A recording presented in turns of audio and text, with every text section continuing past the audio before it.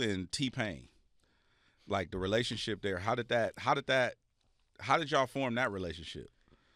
T-Pain booked me to do his Mansion in Wisconsin Fest when he did it one year. Yeah.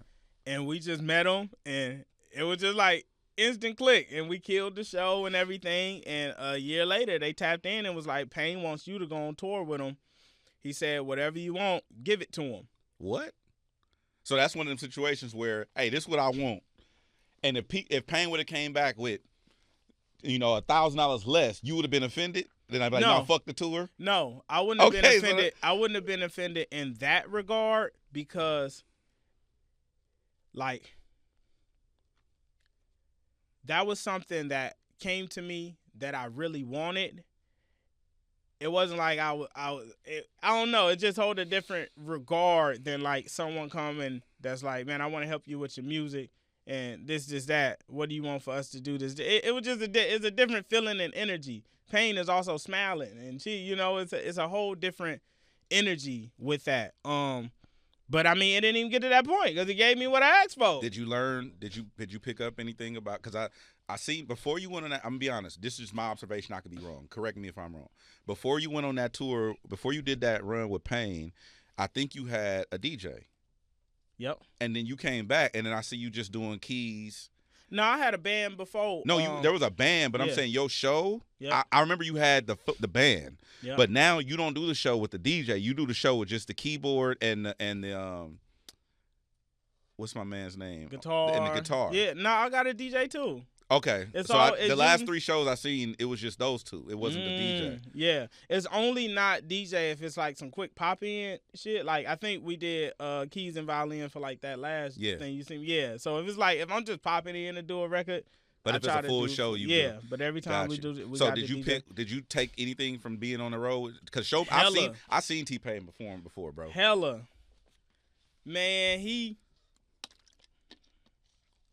first. Great display of just like grace and respect and patience, and like his team adores him. Like that's always a sign. Like if the niggas you with don't really like, you could tell when niggas like, they work for you, but they don't really like. But his team loves him, and you could tell why he treat everybody so well, and they really family. So just on that, and then second, like him showing us how to like take care and provide for the people that's coming into your space and making sure they good and set up, and then third, just on stage. Seeing that man weave, bob, maneuver night after night, and the banter, like we really, man, them first shows we had did what cities we do first? Houston and Texas. We did Texas, right? And I remember after both of those shows, I was like, man, this ain't it. Your show ain't it. Or his show. My show. But like within the environment, because when we went into it, I don't know why, but I was like, me and T-Pain got the same fan base. Why would you think that? Because he black. And when I grew up, nigga, we was in the car, snap your finger. Like, I forgot that he had, it's 5 o'clock in the morning. And shot, Bro. I forgot that those existed. G6, so when I got out and I seen a crowd of like white people, it was like, oh, I'm coming out African nigga in the European. You feel me? I really had, but being on that run really taught me by watching him how to like be a showman and how to talk and build the story and how to do covers. Like I'll do songs that that's familiar, but I'll throw new verses on it. So I get the people to sing it and be alone, but now they get to experience me too. And I was winning. And when we came back from that run, every show after, I'm hitting them. Yeah. You had to switch that show up. Man, we learned. We got to. And I love when that happens because artists go on stage, they be arrogant, like, nigga, I got records. Nigga, they get up there like, oh, shit, I ain't got no record. You ain't got one. Yeah. They don't know none of these. Yeah. No. And it you get up there and do that bass set if you want to in Texas. Like, man, I learned. That's good that you're not that arrogant and you have self-awareness that you went out there and you saw that and you learned from that experience. It's seldom you get to shadow someone at that level of greatness. And like Facts. we were really sponges. Like we watched night after night. I don't think it was any night we missed this set. And if it was, it's just because like We was whooped, but like we night after night just witnessing him do what he do, insane. Did he ever give you any game? The whole way, anything I asked. Well, I mean, what stood out to you as far as like something that you took away? Like, oh, this is a gem. I'm gonna tuck this. Or what questions did you ask? We did a whole free game episode with him, just asking him about like his seen deals and his journey. Yeah, a few pieces went viral, but it wasn't really like the words that necessarily stuck out. It was like the action, like watching him be him at that level and still be. He was walking on the same streets we was walking, going to the places. Like his meet and greet was him playing games with the fans. Oh, that's hard. Like.